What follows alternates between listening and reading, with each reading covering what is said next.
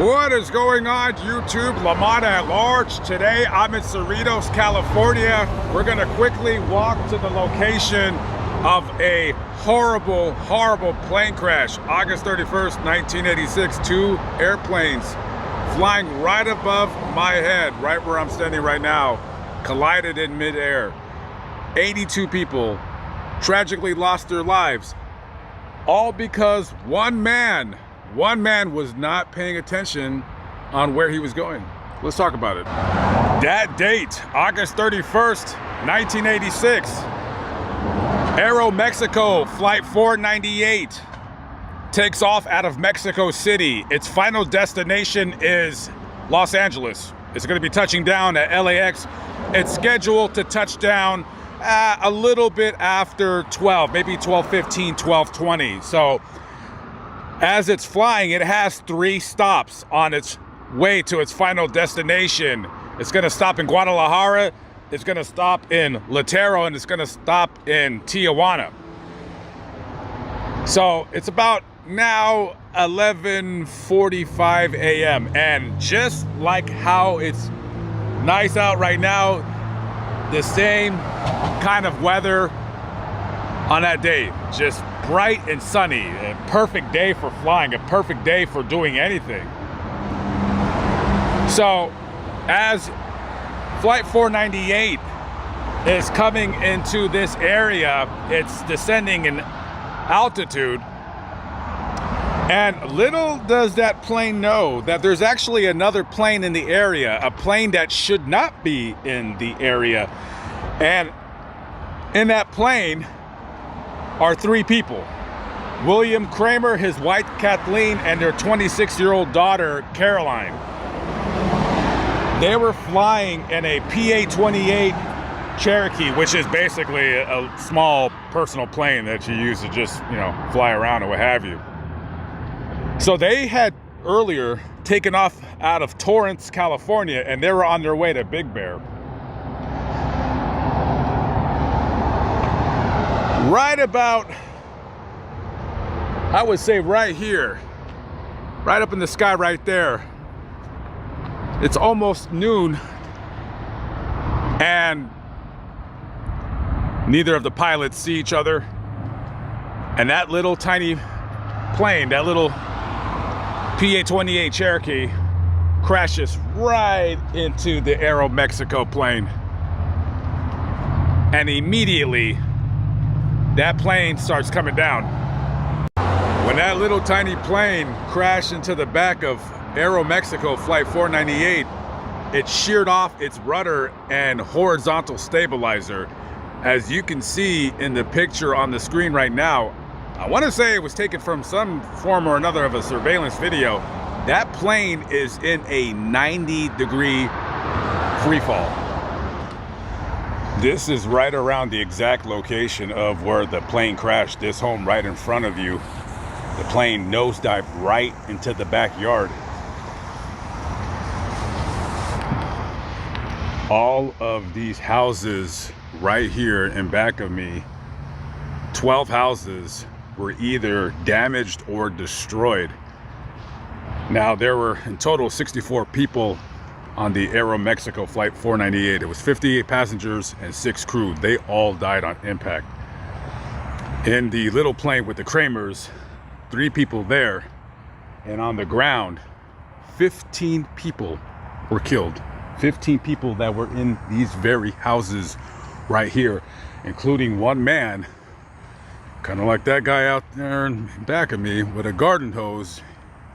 He sees that his house is on fire and he's trying to put out the fire, and he tragically lost his life trying to save a home that he probably worked all of his life to buy. And for that to happen, I mean, a desperate move by a desperate man. But hell, if I worked for this all my life and it's just on fire, a little garden hose, I'm gonna be desperate. I'm gonna try anything I can to save my home. If you see in that picture on the screen right there, all of these houses, long since rebuilt, were all destroyed. And this is Carmenita that I'm walking on right now, and I believe part of this wall was destroyed. I'm not sure which part of the wall. It'd be somewhere right here where I'm walking at. And of course, I don't see any signs of this happening. I mean, this happened almost 40 years ago, so everything is gonna be rebuilt. This is a new wall, new street, new sidewalk, everything's gonna be new. So I'm not exactly sure which part of this wall was destroyed, but yeah, it all happened right here.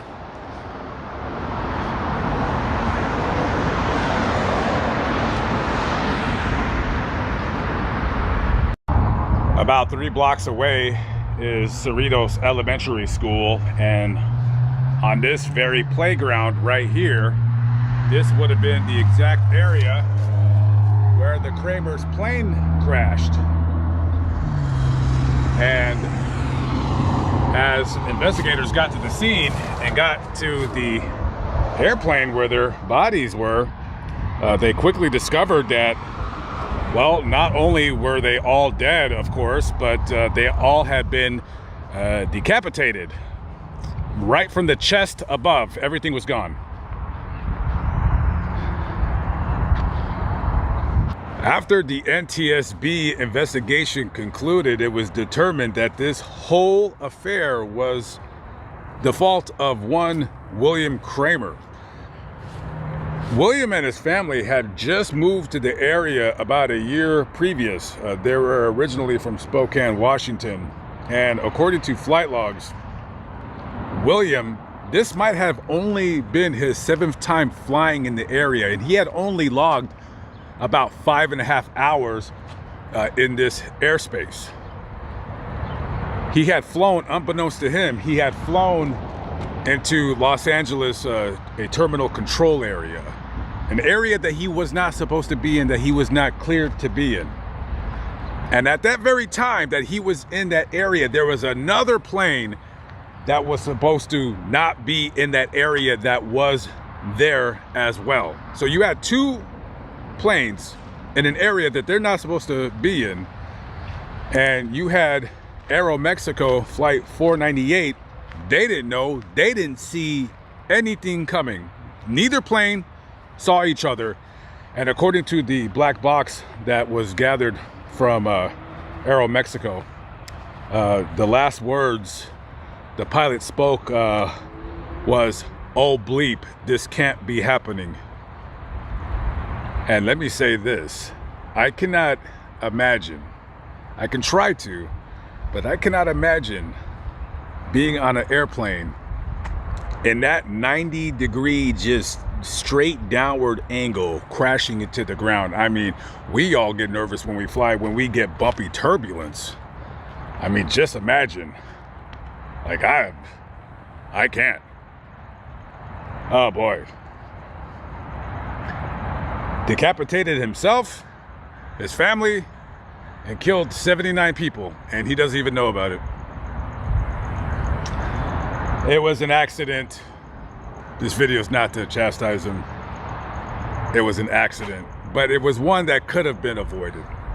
It could have been avoided. Rest in peace to all those involved. Terrible, terrible. All right, guys. Lamont at large. Always at the scene of the crime. You know how I roll. I'll see you on the next video. Peace out.